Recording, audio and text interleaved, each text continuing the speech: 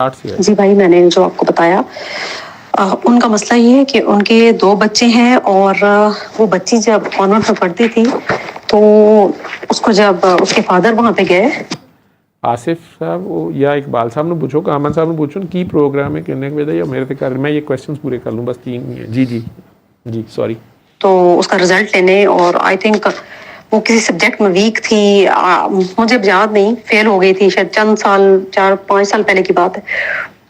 تو اس کے فادر نے جب میم سے بات کی تو انہوں نے ایک بات کہی، انہوں نے کہا کہ آپ کی بچی یہ گلا کرتی ہے کہ پیرنٹس مجھے ٹائم نہیں دیتے. تو اس کے فادر نے کہا میں تو دیتا ہوں، اس کی والدہ اصل میں جاب کرتی ہے نا، تو ان کے لیے تھوڑا سا مسئلہ ہوتا ہے. ٹھیک ہے، جبکہ یہ جھوٹ ہے، سفید جھوٹ.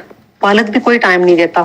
پیسے ہیں، کوئی شک نہیں ہے، گاڑی اچھی رکھی ہوئی ہے، ڈرائیور اویلیبل ہے، اور والدہ بھی جاب کر رہی ہے، والد ماشاءاللہ وکالت بھی کرتے ہیں، ساتھ میں اپنا کیا کہتے ہیں بزنس بھی کر رہے ہیں.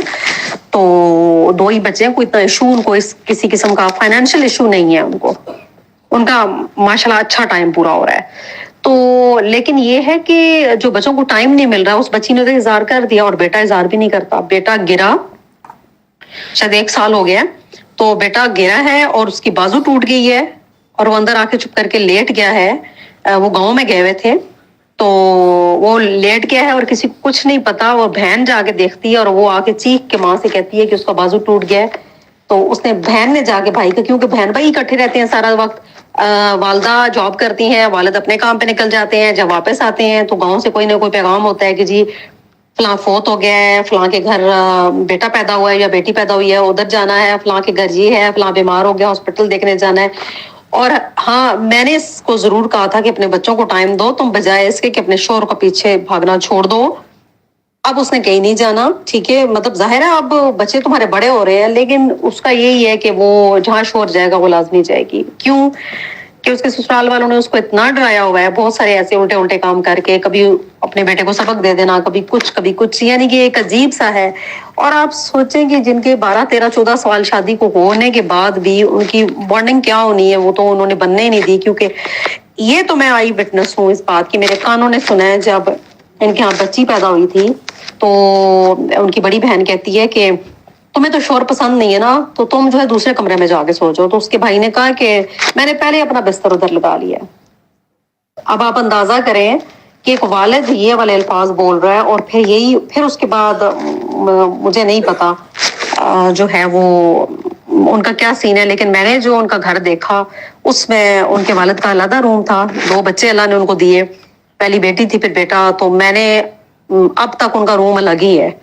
تو ایسے لوگ بھی ہیں دنیا میں، اور مجھے سمجھ نہیں آتا کہ مطلب بندے میں خدا کا خوف ہوتا ہے کہ میرے بچے ہیں تو وہ جو ہے ان کو ہماری ضرورت ہے، ہم دونوں مل بیٹھیں گے، بات چیت کریں گے، بچوں کو بٹھائیں گے، وہ بات چیت ہمارے ساتھ کریں گے. تو وہ بات ہی نہیں ہے. ایک دفعہ حتیٰ کہ اس بچی نے یہ یہاں تک کہہ دیا تھا اپنے والد سے، جب وہ چھوٹی تھی تو اس نے اپنے والد سے کہا تھا کہ آج آپ ہمیں نہیں ٹائم دے رہے نا، تو جب ہمارا وقت آئے گا، تو جب آپ کو ہماری ضرورت ہوگی تو ہم آپ کو ٹائم نہیں دیں گے.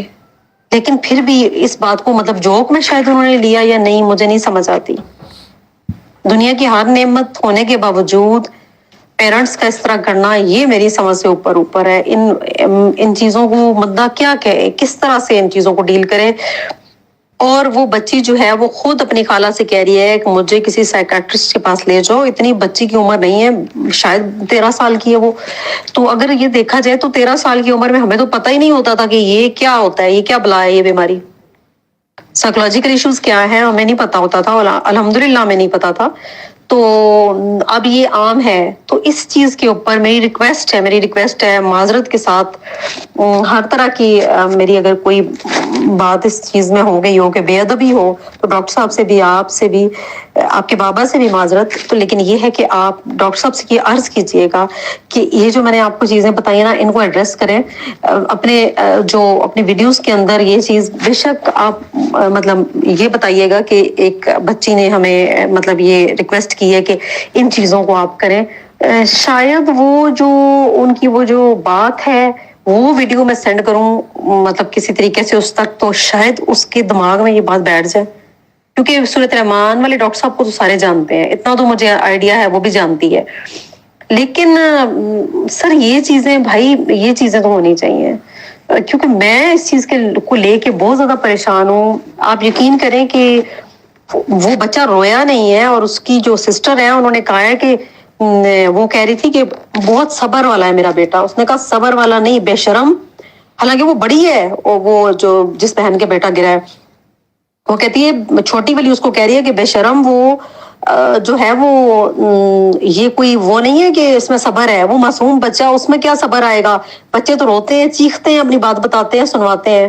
تمہارا بچہ تمہارے خوف سے اندر جا کے بیٹھ گیا، اور باپ کے خوف سے کہ مجھے ڈانٹ پڑے گی کہ تم کرکٹ کیوں کھیل رہے تھے. جیسے بچے کھیل رہے ہوتے ہیں باقیوں کے ساتھ کھیل رہا تھا، یہ چھوٹا ہے، گرا ہے تو بازو ٹوٹ گیا. ابھی تو ماشاءاللہ صحیح ہے، مطلب میں اس وقت کی بات بتا رہی ہوں. تو آپ دیکھیں کہ یہ والی سچویشن ہے ان کی، بندہ کیا کرے اس مطلب ان کو کیسے ایسے والدین کو سمجھائے جن کو مجھے نہیں پتا کہ ہر ایک اپنے اپنے خول میں بند ہے. تیسری بھی نہیں کی ہے شاید، طے کر دیں کٹی. آگے وہ سروائکل کینسر کی جو ویکسین کے اوپر اور سب کی ویڈیو تھی، وہ کتنی اچھی تھی، کتنی فروٹفل تھی. تو اس اچھا یہ کون ہے؟ آپ نے دعا کری بھی؟ اچھا یہ عمران کو اڑگی. اچھا کاکی جی آپ مجھے نہیں پتا کون ہے، شاید ٹیچر ہیں، اور یہ جن خاتون کا، یہ جس فیملی کا آپ ذکر کر رہی ہیں، موسٹ پرابلی شاید بچوں کی ماں جو ہے وہ شاید آپ کی فرینڈ ہے، یا آپ نے انہیں، اگر آپ نے دعا کرائی ہے سورہ رحمان کی، تو آپ کی طرح جو اور لوگ بھی دعائیں کرا رہے ہیں یا دعائیں بتا رہے ہیں، یا فار گاڈ سے دعا کا میسج صرف دیں، لوگوں کی پرسنل لائف میں بہت زیادہ نہ انٹروڈ کریں. آپ تو شاید ان کے گھروں میں جاتی ہیں، آپ کو گاڑی کا بھی پتہ ہے، آپ کو ان کی لیونگ سٹائل کا بھی پتہ ہے، آپ کو یہ تک پتہ ہے کہ انہیں مطلب they are very well to do.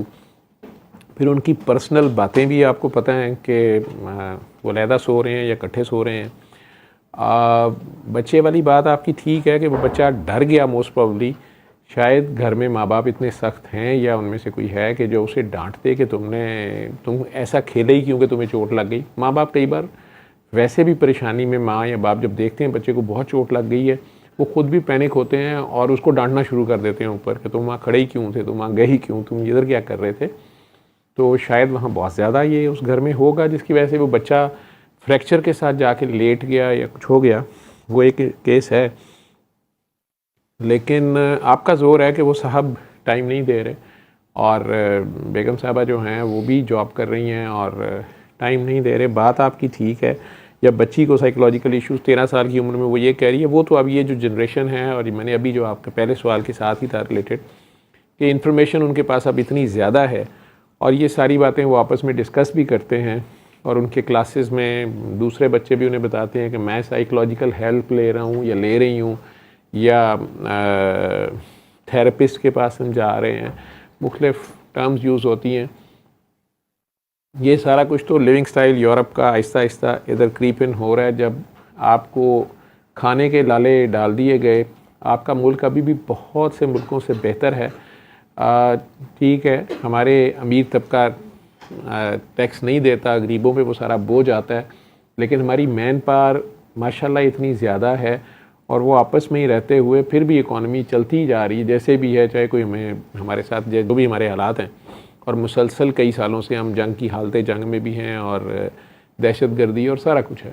اللہ کا خاص کرم ہے. میں ابھی بھی آپ کو بتا دوں، جہاں رول آف لا ہے جن ملکوں میں، وہاں پر بھی جو وائٹ کلر کرائم ابھی بھی ہے، 2 نمبری بھی ہے، منافقت بھی ہے، ان کا سٹائل بہت ہائی فائی طریقے سے ہے. لیکن بہرحال باقی نیچے والے طبقے کو بھی ٹھیک ٹھاک ٹیکس دینے پڑتے ہیں، تو وہ سارا دن بس اپنی لیونگ ہی پوری کر رہے ہوتے ہیں جیسے بھی کر رہے ہوتے ہیں، اور گھر کا ہر فرد وہ کام کر رہا ہوتا ہے. تو یہ لاڈ چونچلے اور یہ ساری چیزیں بڑی کم رہ جاتی ہیں، اس لیے فیملی سسٹم ان کا وہاں پہ کافی حد تک ڈسٹرائڈ بھی ہے، یا اس طرح سے نہیں ہے. اب یہاں بھی حالات اللہ معاف کرے آہستہ آہستہ ادھر کو جا رہے ہیں کہ گھر کے ہر فرد کو، یا کم از کم دونوں میاں بیوی کام کر رہے ہیں تو کوئی گزارا ہو رہا ہے. لیکن ایسا بھی ہے جیسے سرکار کا یہ بھی حکم ہے کہ رزق حلال کماؤ، کوشش کرو، لیکن جائیدادیں نہ بناؤ. یعنی اس ریٹ ریس میں شامل نہ ہو. جو یہ نہیں انہوں نے کہا کہ سیونگ نہ کرو یا کچھ، مجھے جو ان کی بات سمجھ آئی وہ یہی ہے کہ اپنی جائیدادیں بنانے اور اس دنیا میں لیوش لیونگ اور ان چیزوں کے پیچھے بھاگنے کی بجائے آپ وہی اگر اپنے بچوں کو ٹائم دیتے ہیں یا اپنے اللہ کے لیے زندگی گزارتے ہیں یا دوسروں کے ساتھ شیئرنگ کرتے ہیں، چیریٹی میں ٹائم گزارتے ہیں، یا کم از کم آرام کا ہی خیال کر لیتے ہیں، اپنے کچھ ٹائم آرام کو بھی دیتے ہیں، تو صرف وہ ایک جو دوڑ ہے اس میں شامل نہیں آپ ہو جاتے 99 کے چکر میں، وہ زیادہ بہتر ہے۔ وہ لائف سٹائل ایسا ہوتا جا رہا ہے، لیکن مجھے آپ کی سوری ٹو سے میں آپ کو کہوں گا، مجھے لگتا ہے آپ دعائیں شاید نہیں کرا رہی، موٹیویشنل اسپیکر ہوں گی، یا شاید لوگوں کو آپ ہیلپ آؤٹ کر رہی ہیں اپنی فرینڈ کو یا جن لوگوں کو بھی، یا مجھے نہیں پتہ، لیکن یہی سورہ رحمان اور اسی اللہ کا میسج دینا ہے، اتنا ہی ہمارے ذمہ ہے۔